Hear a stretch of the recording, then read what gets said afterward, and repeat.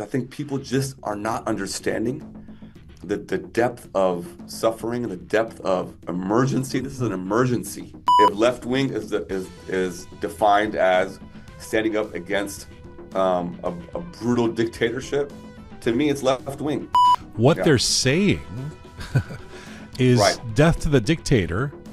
They're holding up in some cases we've seen footage of the lion and sun flag. In Farsi we say Zadam besima akhar, right? They're fearless. They have a sense that there's nothing to lose, and so it's quite astounding.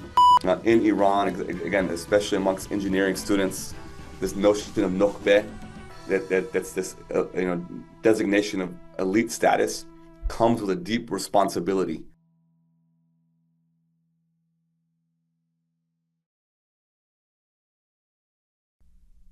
Hi there, this is episode 418 of Roqe. Dear brave Iranian students, we see you. We see you filling the courtyards and corridors of Sharif, Amirkabir, Tehran University, and beyond. We see you courageously fighting for a free Iran. We see you after the massacres. We see the price you have paid. We see you without any of the promised international aid. We see the footage that stuns so many of us. You raising the shir-o khorshid, the lion and sun flag, openly, unapologetically on campuses the regime claims to control. We hear you chanting words that this system was built to erase. Death to the dictator.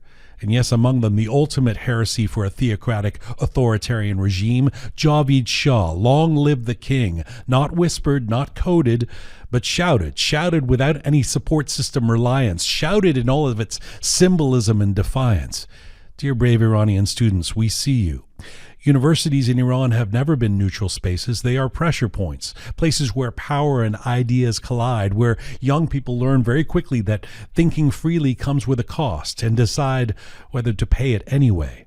From a long historical line to 1999 to 2009 and the longing to be free, to the days after the killing of Mahsa Amini, to today, when students rise, history listens, and right now, you are rising. You are tearing down portraits meant to intimidate you. You are confronting Basij forces on your own campuses, fully aware of what that can mean. Suspension, expulsion, prison, worse.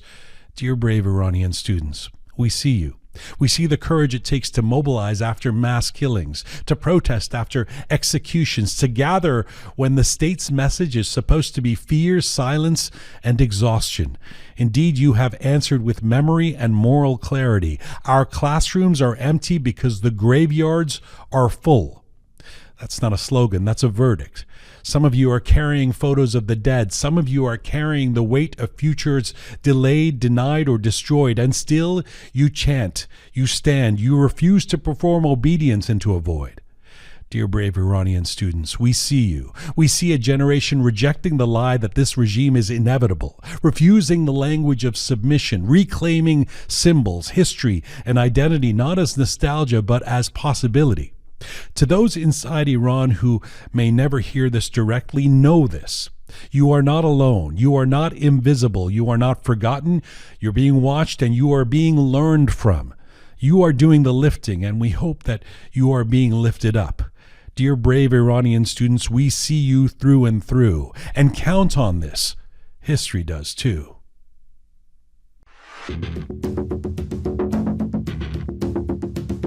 It's February 23rd, 2026. This is Roqe.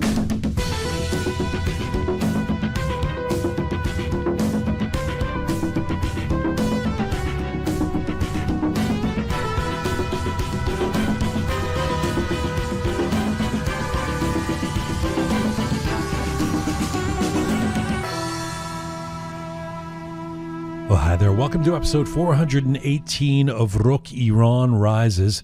I'm Jian Ghomeshi. Hello to you from Toronto, Canada. Salam Dustan Aziz. Durud bar shoma. Hope you're doing okay wherever you are tuning in from around the world. This is the 15th episode in our Iran Rises series. This one entitled The Students Arise. And once again, events inside Iran and around the Iranian diaspora are moving at breakneck speed. So, We should note that we are recording this episode at approximately 3:30 p.m. here Eastern Time in Toronto on this Monday, February 23rd. This is around midnight in Iran. As always, we're sharing perspectives and conversations as up to date as humanly possible. So coming up on this episode, we want to focus on the extraordinary resurgence of student defiance inside Iran, from Sharif to Amirkabir to campuses across the country, and what it means when universities once again become front lines of political resistance. We want to look beyond the headlines and the viral clips to ask why students so often move first, why their actions carry such symbolic and strategic weight, and how today's chants, risks, and acts of heresy fit into Iran's long and dangerous history of campus activism. To help us make sense of this, I'm joined by Dr. Sepehr Vakil, author of Revolutionary Engineers, a landmark study of learning, politics, and student activism at Iran's leading technical universities. I want to talk to him about why students have repeatedly unsettled power in Iran, what happens when regimes lose control of their campuses, and how movements like this reverberate far beyond the classroom, and perhaps most important of all, what this latest upsurge of brave student activism in defiance of this regime bodes for this current lion and sun revolution. All right. Let's get to it. This episode of Roqe is brought to you with the support of Avoca chocolates. So in the last couple of weeks, I've been telling you how grateful we are that this small non-Iranian company in Toronto has stepped up to support Iranians in this time. Noni Fenby and her staff have been at our rallies, chanting our slogans and doing what they can to support those in Iran. They've also made free Iran chocolates, with all the proceeds, all the profits, going to aid the Toronto demonstrations for a free Iran. Avoca has been making handmade artisanal chocolate in Toronto for over 30 years. Family owned and operated, they have dedicated themselves to the art of making delicious treats, including truffles, ice cream, and gelato. Made without compromise, Avoca has focused on high quality ingredients with fair trade chocolate, all made freshly in one of their 2 locations in East Toronto. So if you're in Toronto, go visit one of their great chocolate shops and thank them for their support. Avoca. And the free Iran bars are now available. They're top quality Belgian chocolate. They are each handmade and painted, with the profits being given to the Iranian community. If you can't go there in person, you can get the chocolates online at avocachocolates.com. avocachocolates.com. Thank you again for your support of Roqe and the Iranian people. Avoca. All right, let's get to our featured guest for this episode. Dr. Sepehr Vakil is a scholar, writer, educator, speaker, and recognized leader in the field of education. He's an associate professor of learning sciences in the School of Education and Social Policy at Northwestern University, where he serves as the faculty director of the Center for Technology Policy and Opportunity and the MS program in Technology, People, and Policy. His latest book is titled Revolutionary Engineers, Learning, Politics, and Activism at Auriemre University of Technology. He joins me today from Evanston, Illinois. Hello, sir. Hello. Good to see you, Jian. Nice to have you back on the show. When you wrote and published a book this past year about activism at Sharif University, did you have any sense that it was going to be this relevant? No, I did not. I mean, of course, activism in Iran has been relevant, right, for the last several decades, and Sharif University emerges as one of the epicenters of activism, even during the Mahsa Amini protest. If you remember, there was the whole siege at Sharif. The university was surrounded by police, and we were in the middle of writing the book during that time. So, but no, when the project first started, when we got the grant from the Spencer Foundation that supported the project, and no, it wasn't as relevant as it is today. I'm going to ask you to play professor here. I mean, give us some historical context. You spent years studying activism at Auriemre, at Sharif University. At the most basic level, why have Iranian universities so consistently become centers of political defiance, regardless of who is in power? I mean, Iran is, in some sense, no exception to many other global contexts where universities and student movements have played a crucial role in politics and in social justice movements. I mean, even here in the United States, right? We know that from the civil rights movement all the way up to the current or the recent protests related to Gaza, students play a crucial role. What's distinct and unique about Iran is that the engineering students and the technical students often are at the very, very forefront of these movements. And that was sort of a conceptual starting point and a conceptual question for our book, because the Iranians who listen to the show, and there are many, including my own mom, who's a big fan of the show, it's not a surprise. They don't find it, unusual that engineering students are involved in politics. But of course, in the West, that's very unusual. And I can say that as I did engineering myself at UCLA, and during a time of great protest and unrest on campus. It was during the Iraq War. And the engineering department, from the faculty down to the students, were completely disengaged from the whole campus was being jolted by protests. I mean, it was quite incredible. And the city and the country, engineering, no, right? It's not relevant to what's happening. I was going to say, back in the day here, even when I was at University in Toronto, the engineering students were prototypically sort of almost anti-activism. It was like you never depended on them. It was the humanities and the social science and those in the Faculty of Arts like myself who were the ones who were ostensibly the activists, right? Right, exactly. And so, but in Iran, historically, into the present day, we see engineering students, almost it's an inverse of what me and you both describe, right? They're like they're inclined towards activism, and so our book sort of explores that history, the reasons for that. Why are engineering students in places like Iran more inclined towards activism? There's a lot of layers to that, but I think it boils down to countries like Iran and even the beginning of Sepehr University that the Shah created in the late 1960s. They're predicated on building the country, right? The relationship between engineering and helping your country emerge, as part of the modern global modern economy is a more direct connection to that. And of course, there's also self-defense, right? The military of a country like Iran is associated to many as like part of the identity of a country, and engineering students and engineering faculty are looked at as nokhbe, right? This Farsi word, which means elite, right? And they're not just technical elite, but political elite.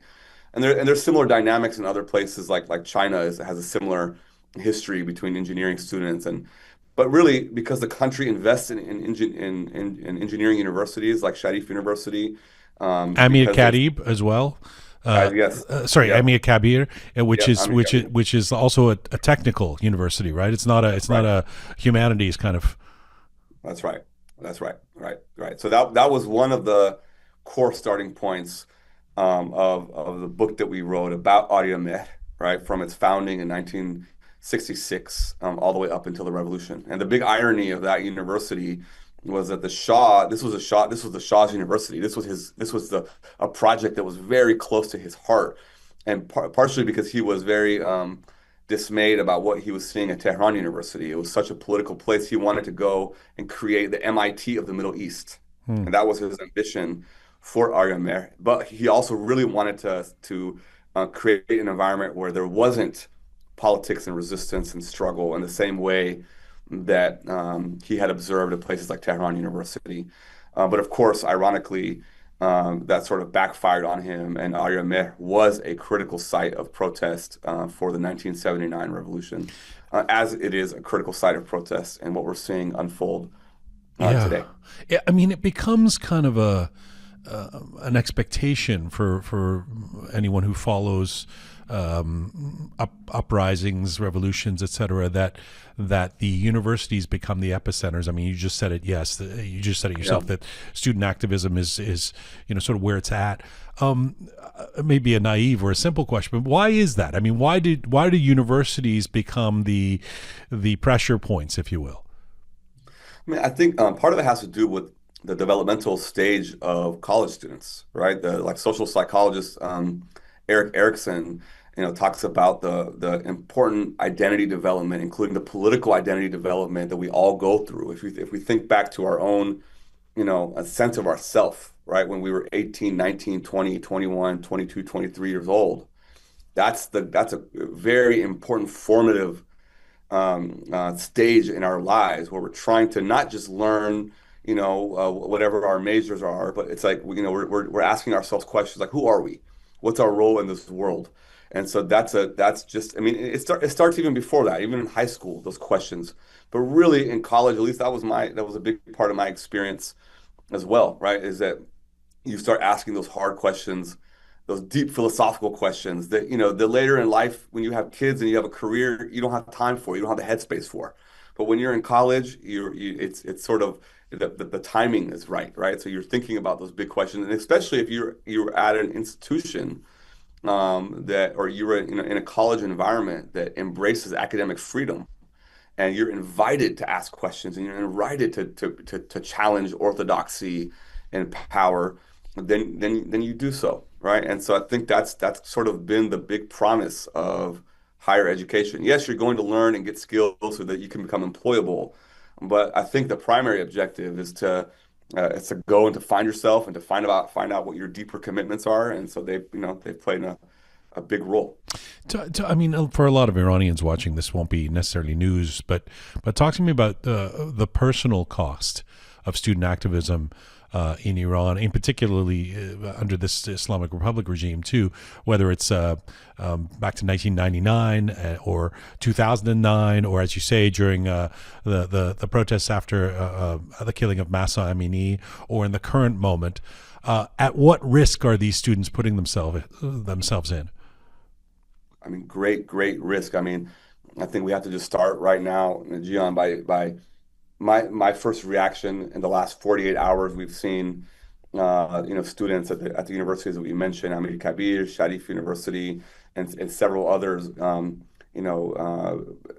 be outside protesting, days after the massacre that we've seen, that we've all witnessed, on our phones, and the mass casualties. And so for students to come out after that, I think the first thing we have to just, I mean, for me, I'm just overwhelmed by a sense of admiration.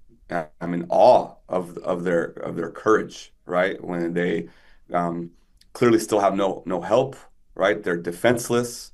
They've seen their brothers, sisters, cousins, friends, in the tens of thousands be gunned down with zero consequences, and yet they still show up. So I mean, this is quite incredible and amazing. And so, and it's not. Sorry, it's not the first time. Sepehr, they're not just showing up. What they're saying is Right. death to the dictator. They're holding up in some cases we've seen footage of the Lion and Sun flag. Yeah, I've seen that. In some cases, that. Javid Shah. I mean, long live the king. These are the most heretical things they can possibly say. They're not sort of chanting, we want attention or something like that. So it is astounding to watch. You sort of think of the context of what's happened over the last 6 or 7 weeks, and you go, "Wow, you guys are, you're going all in here, right?" Yeah, yes, it's absolutely astounding. And I think we even mentioned this the last time I was on your show. That's what's different, right? This time, compared to different waves of uprising, there is this sense of just, in Farsi we say "Zadam besima akhar," right? They're fearless. They have a sense that there's nothing to lose, and so it's quite astounding. And even though it's different in this moment, what I was going to say was that there's, in the different waves you mentioned, like in the late 1990s, during Khatami, the big situation with the protesters in the dormitories, students being thrown out of their dormitories, during Zan Zindagi Azadi, the siege at Sharif. Every time in Iran, the costs of protests are deadly, right? And this is a very important distinction that I try to impress on my American friends and colleagues and family here to understand that people are going out, they're literally risking their lives, and not to take anything away from protesters in other contexts who are also, putting maybe their careers or oftentimes their bodies at risk in different environments. But in Iran, it's very literal. It's happening, and by the way, it happened. So the historical context is important. Like, not to equate at all the killing and the repression that we're seeing in this current, but by the Islamic Republic with the repression that we saw during the Shah. But in our book, we do cover the repression of student protesters and faculty by Savak during the Shah, and there was killing, there was students being put in jail, but it pales in comparison. Right, so we have to put it in context. But students in Iran, going all the way back to the 1979 revolution, were putting a lot on the line then, and now it's just that much more severe. On that note about history, I mean, in your research, do student movements in Iran see themselves as inheriting past struggles, or do they tend to see themselves as starting something new? No, I think very much there was a sense of history at play, and then this is like something that we see across, social movements more broadly. I mean, I think that's what's so powerful about watching what's happening at Sharif right now, is that there is a sense of history propelling these students and these faculty members who are putting it on the line forward, because they know that they walk in the path of activists and truth tellers and people who have been brave enough to put their country and put the future of the country ahead of their own individualized academic or professional goals. And so I think the history is playing a critical role in this moment. There's always a pattern too in Iranian history, and this probably isn't divorced from what happens in other places in the world too, where the students act before broader society mobilizes. The students are the first ones to usually absorb the risk. Is that the courage of youth? How do you explain that? Yeah, I mean, I think every protest movement is a little bit different. With this one, obviously, this latest round of protests and this latest uprising in Iran, we talked about this on your show last time. It actually was interesting that it didn't start with the students, right? It started with the bazaris and the people in the merchant class, and now we're seeing the students. I mean, again, it is astounding that given what they've seen, that they're not remaining in their dorms or sticking to they're able to come out.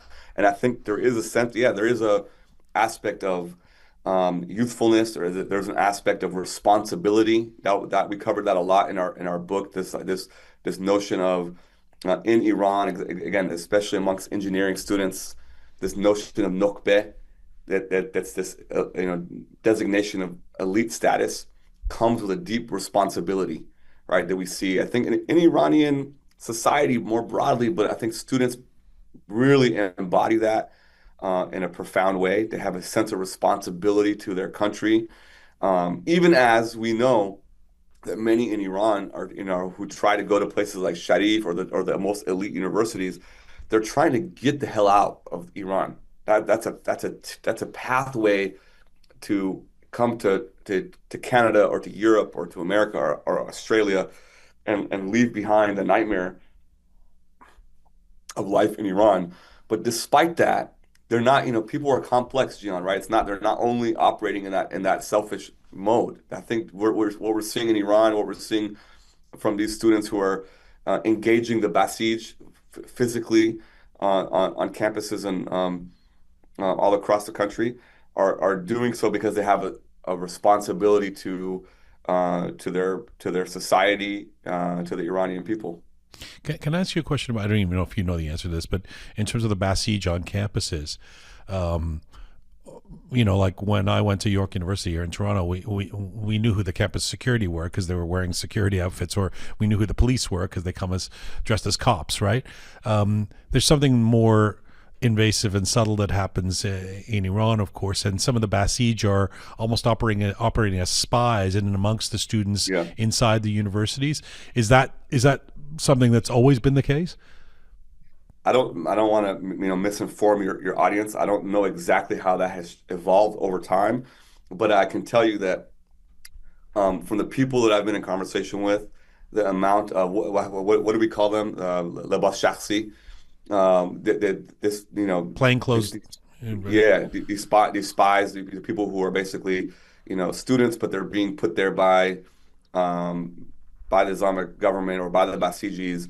This has been a somewhat new phenomenon and has increased. I got some correspondence from someone who graduated from Sharif University in the last several years, who read my book. He's currently a PhD student at the University of California system.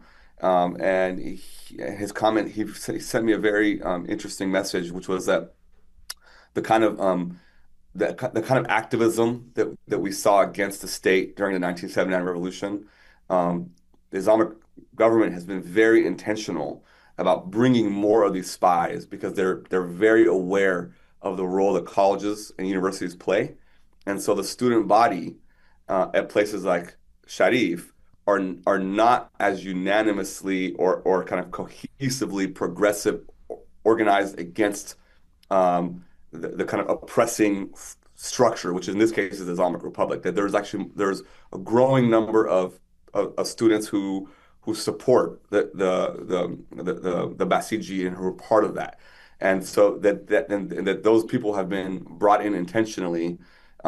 So are they students? I mean, I've seen that. I didn't want to. I didn't know how much I'm not oxygen to sure. give it. You see Yeah, these like a few people carrying Islamic Republic flags, and and you sort of go and ostensibly they're supposed to be like organic students, that to show that there's the divisions on campus or whatever. But it's hard to kind of believe that or tell who those people are. it's hard to tell. I don't know exactly, but there was an interesting map. I saw someone on social media did something interesting. I think it was really at Sharif where you saw some of the people waving the Islamic Republic flag, and then they zoomed out the camera and they sort of put it in context to show how many Islamic Republic flags there were in relation to the lion sun flag and to the rest of the protesters. And it was even there where there are the Basishis present and there are the student spies. Even there, it was a very small number. So if you zoom out, you could see the Islamic Republic flags were very few in relation to the crowd. And the point that this commentator on social media was making was that this actually is a great representation of what's happening in Iran more broadly, right? That there's going to be some loyalists, and some of them are paid by the government, but they are a small number in relation um, to the masses. I was telling a guy last night, one of the actually a pretty well known Iranian performer, celebrity guy, I guess, who's been very involved in this revolution. I was telling him about having this conversation today and bringing you on and the continuity of Sharif University and student activism. And he was like, yeah, what the big difference is that Mm. student activism is traditionally left wing. But that's not the case right now. These are not left-wing activists. And I thought that was interesting to kind of project the ideological divisions that we see here in the West onto Right. Iran. I wasn't sure how accurate that was. Would you say that that's true? That there's some kind of an ideological difference here, where you hear some of them chanting that chant, death to the regime and the Mujahid and the left, and I think they mean the communists in that case. I'm not sure, but to suggest that these students are different from the traditional left wing base that we would expect them to be. That's such an interesting point.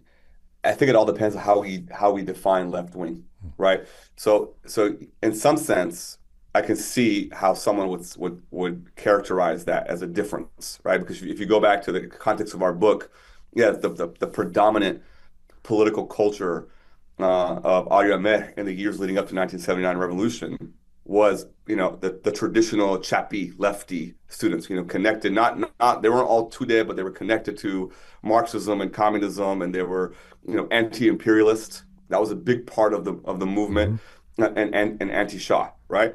Um, However, and we can go back into this topic if it's interesting. The relationship to Islam was also not the way that many people would imagine. There was a rejection of Islamist values even then, amongst the students who were resisting the Shah. And then now fast forward to today, right? And now some people are characterizing this as not a left-wing movement. It depends on how we define left-wing. For me, if the left is defined as standing up against injustice, if left-wing is defined as standing up against a brutal dictatorship, to me it's left-wing, right? I mean, who cares about the name left and right? I think that's actually tripping us up a lot.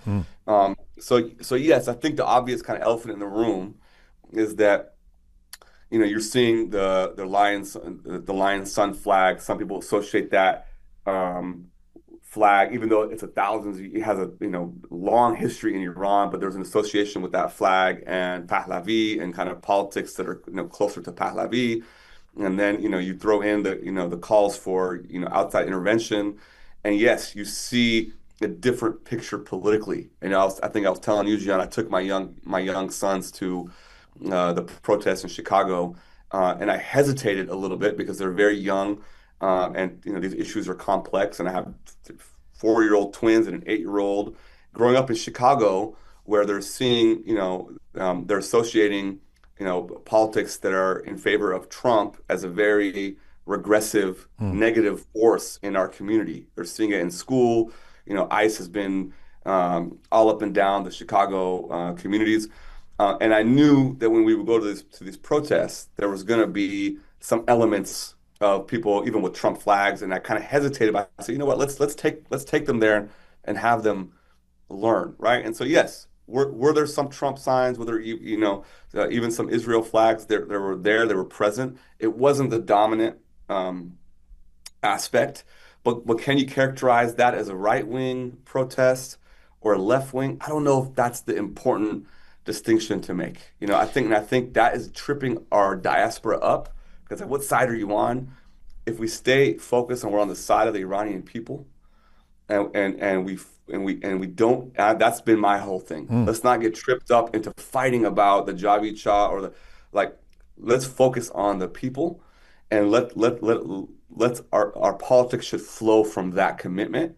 That's kind of where it's an interesting reminder, though, as well, and not to, as you say, go down that rabbit hole, but that the student activists, even at the time of 1979, were not anticipating or hoping for an Islamic Republic. No, not at all. That they were in fact also anti-Islam, and didn't work out so well for them in this case. Yes, that's a kind of one of the headlines of our book. That I didn't actually expect to find that, because there was some attempts at Tehran University. For example, Dr. Syed Hossein Nasr, the Shah, he's a very famous Islamic philosopher. Our Iranians know Dr. Nasr very, very well. He was a professor at the University of Tehran, and he was Western educated, MIT and Harvard. The Shah was very fond of him, and he wanted Dr. Nasr to become one of the first chancellors of his new university. But what was interesting was Dr. Nasr was an Islamist, right? An Orthodox Islamist at that. And his vision for science and technology was not that of a Western science and technology. He wanted to bring Islamic values into the curriculum, and the Shah actually was okay with that. And interestingly enough, right? And so he was very close to the Shah, and he came and he created some interesting programs at Tehran University. But the students and the faculty that we interviewed almost unanimously talked about a strong distaste for that kind of effort that they were seeing play out at their university, and they weren't interested. And we have one of our interviewees say, we didn't want Islamic physics in our university. We wanted the very best, and at that time, the best was considered coming from places like MIT. So no, even then, even though the students were anti-Shah and the faculty were anti-Shah, and they were protesting very fiercely against the U.S.-backed Shah, it wasn't an embrace of Islam or Islamist values, right? And many of them, Jian, actually express a sense of regret and mourning that what they participated in led to the outcome Yeah. that we're currently in. And this is something that we see. There's a melancholy. I see it in my own parents because they were part of the student movements as well, and they're now deeply, deeply saddened by the current situation in Iran. Yeah. Okay, so I mean, before I let you go, I suppose the million-dollar question being, what does this tell us? That what we've seen in the last few days in terms of this re-engagement in a very profound and brave way, as we've said, of student activism, what does that tell us about where this revolution is at? Because when we've seen the uprisings in recent years in the past, they've kind of gone up and then they've gone down after the crackdowns, and that's certainly what we experienced after Zanzendi Ghazali, after the killing of Mahsa Amini, where it was sort of a downward momentum, based on the crackdowns of the regime and some other factors. This, to me, I mean, many people have made the case that it feels different this time, and Harin Nabarde, this is the last war. Here we go, and but this, more than anything I've seen, kind of hit me as, this ain't going anywhere. In terms of the empowering nature of what I saw of these students. Now, you're the one who's done the research on this, though. What do you think it tells us? What we're seeing right now of these images, and they may have started, by the way, with the 40th anniversary memorial rites, Right. but they're continuing. It wasn't one day; it's 2 or 3 days now we've seen this. So, tell me what you decipher from this. I mean, my sense, Jian, is that, to use that word that you use, it's astounding to see these students, these university students, these young people, who, after witnessing the massacre of their own people, right, with no outside interference, no outside help coming in to do anything about it, that they're still willing to come out and put their lives on the line. It tells me that there is something very, very different about the spirit and soul of the Iranian resistance movement to the Islamic regime, that this is not going anywhere, that people have reached their limit. The scale of suffering and despair and anger is, I think, truly unprecedented in the almost 50-year history of this regime. And, the ball is also, like, in our court, and by our court, I mean like the international community. Now, and it's a very complex question of what should happen. How should the help look? Should it be military? Should it be what? But what are we going to do? Right? That's the question. We're witnessing something truly grotesque, and I've been trying to communicate the severity of it to again my American friends and neighbors, because I think people just are not understanding the depth of suffering and the depth of emergency. This is an emergency. And what we're seeing and what the students are teaching us is that they are not backing down. They're willing to risk their lives. And there's no turning back. Dr. Sepehr Vakil, it's a pleasure to have you on. When we first were in touch a few months ago about talking about your new book, I didn't anticipate that it would have this vibrant a hook, and I'm so grateful to have you on to share some insight about the things we're seeing right now. Thanks for doing this, man. Hey, thanks for having me on. Thanks for the work you're doing. See you soon. Thank you. Take care.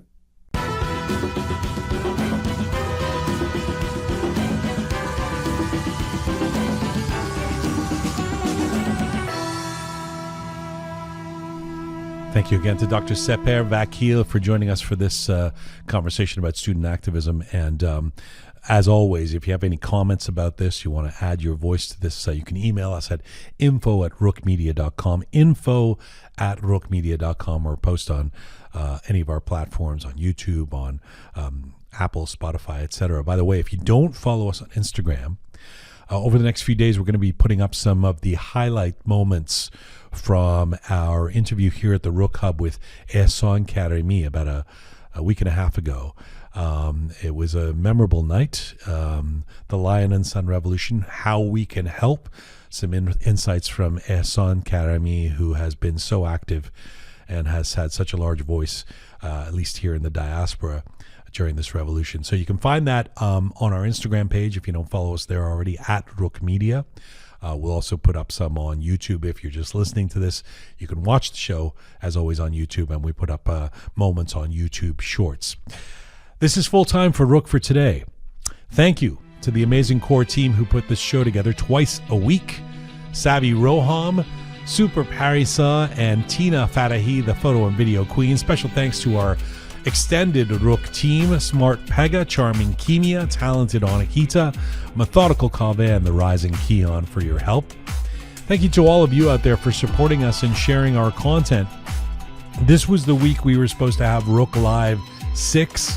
We, of course, postponed it, given the events inside Iran, but it is targeted right now for July 18th. It's a little ways away, but we'll tell you more about it.